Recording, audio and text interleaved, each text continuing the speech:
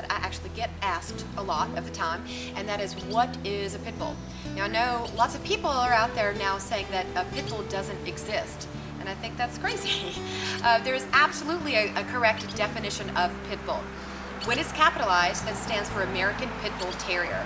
And I know there's also all kinds of confusion about all the different bully breeds and what their names mean, but I'm going to get into all that stuff for y'all in a later video. So just for this video, we're going to talk about pit bull, the American Pit Bull Terrier.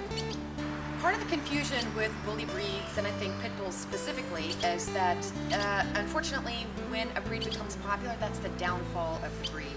So people are indiscriminately breeding these dogs, and these people either don't know or don't care to know what the pit bull is truly supposed to be. So now in America, mainstream America, most of the pit bulls that you'll find are either mixed breeds or very poorly bred, and they're surely not what they used to be. Basically, there are 4 fundamental qualifications that make up a pit bull.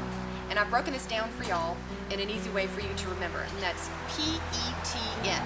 Now, P is purpose, E is emotional stability, T is terrier, and N is non-emotional fighting style. So letter P is purpose. Now, pit bulls are bred to do a function, to do a job. They're working dogs. So in the last 200 years or so, part of that function, yes, is to fight with other dogs. Now, just because I don't like it or condone it or want to see it, that doesn't matter. It doesn't matter. It does not negate the fact that this is part of the reason that these dogs are on the planet. It's part of the reason that they've been bred was to fight with other dogs. Since pit bulls are working dogs, they don't look all exactly the same. You can have 2 or 3 really well-bred, properly bred pit bulls that look a little different from one another. They're not like Irish setters who have a very specific standard of beauty.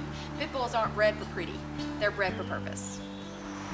Function states that a properly bred pit bull will be about, like 40 pounds, 50, really not much over 60. Not much over 60 pounds, and that's about perfect, and it's perfect for a reason, because I want y'all to think about this. If you have this big old 100-pound dog trying to battle with another dog in that southern heat, then the big, huge dog cannot sustain that level of exertion. They're going to have heat stroke. Whereas a little 45 or so pound pit bull, really athletic little terrier pit bull, can go for hours. And I also want to say this too, y'all. If you have a big 100 or so pound pit bull, it may be purebred, but that is not properly bred. So E stands for emotional stability. A well-bred pit bull knows the difference between aggression towards people and aggression towards other animals. And technically, the pit bull is not aggressive towards other dogs anyway, but I'm going to explain that to y'all in just a bit. Pit bulls were not bred to be protection animals. Pit bulls have this inherent humility with people. That's such a beautiful thing to see. Now, if you take a Rottweiler and a pit bull and you kind of compare the two, you can see what I'm talking about. Rottweilers who are bred to be protection animals kind of get a kick out of intimidating a person. Pit bulls don't have the desire to do that. A properly bred pit bull is so beautifully humble and has this lovely level of humility with people. So they should never be your protection device. T is for terrier. Pit bulls are a type of terrier, and they have this internal intensity in them. Like other kinds of terriers too, like Jack Russells and Border Terriers, they tend to lack body preservation. So they're not really worried about keeping it safe or being careful. So when they trigger on like a squirrel or something, they have fearlessness. And now the fearlessness is not necessarily a good thing, because it can definitely get them into trouble sometimes because they're not worried about keeping their body safe. So when they see a squirrel, all they're concerned with is getting the job done. So for a terrier, getting the job done means they're going to grab that squirrel and shake that sucker and not let it go until it stops moving. Y'all may be thinking that fighting is what it's all about, but that's not really true. A properly bred pit bull is bred for heart. That's the core of a pit bull. Now y'all can call it game, I call it heart, but basically what that means is that once on a task, these dogs don't have quit in them. They don't give up. And it's not just pit bulls who can be game or have heart. It could be other breeds of dogs and even people, as long as you really have the wherewithal to stick to a task, no matter what's going on around you. That's heart. This brings me to the old locking jaw myth. It's simply not true. A pit bull's jaws do not lock. They don't lock. Pit bulls just have more heart. That's what keeps them going. They're such tough little dogs because they have so much heart.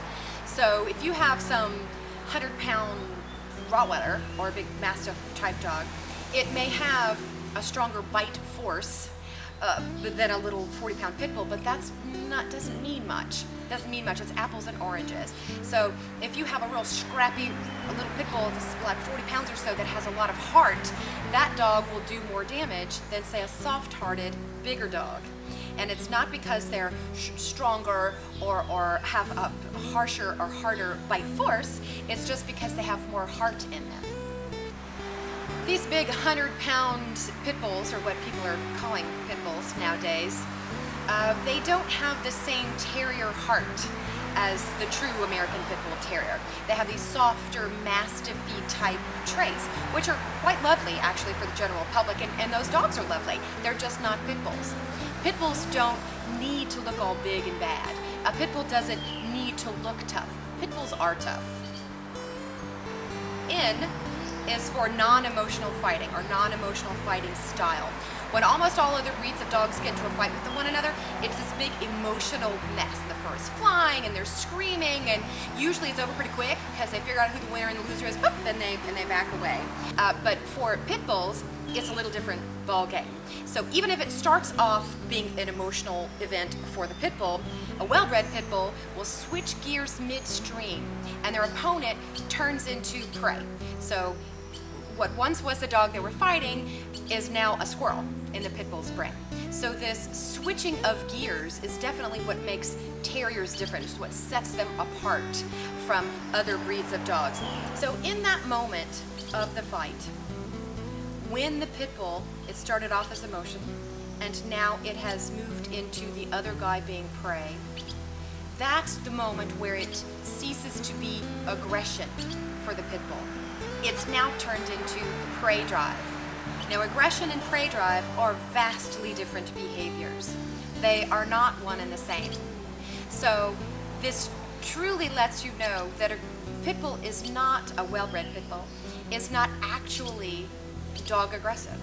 They're simply a very high prey drive dog. So I want to do a little recap for y'all. P is for purpose. E is for emotional stability, T is for terrier, and N is for non-emotional fighting style. So I hope this kind of cuts through all the confusion with my favorite breed dog, the pit bull. They're definitely not all angels, but they're not all devils either. And they're absolutely not for everyone. But in my opinion, with the right responsible owner and the right conditioning and training and behavioral development, I think that they're just the best dogs in the world. So I truly appreciate y'all listening, and I hope to see you again soon. Thanks, y'all.